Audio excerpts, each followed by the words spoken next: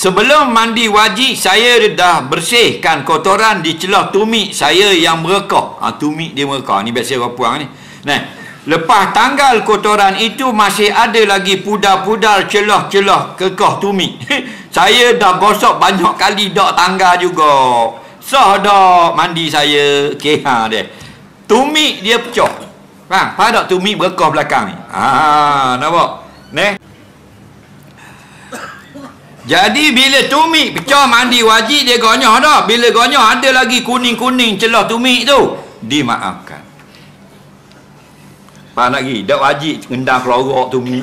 Faham lagi tak? Tak wajib gonyah dengan buku dawa jadi luka habis tak payah gitu. Kita gonyah, ada lagi warna-warna kotoran yang mana kerah lekat di situ, dimaafkan. Nah, tak wajib berlebih-lebihan, tak boleh. Nah, fiqh ni tak memayahkan. Tapi bukan buat mudah, buat lebih kurang. Nampak? Yuridullahu bikumul yusra wala yuridu bikumul usra. Allah suruh kita wajib sesuatu, nak buat mudah-mudah tak boleh jadi payah. Jadi kita dah gonyah, dimaafkan. Okey? Soalan seterusnya.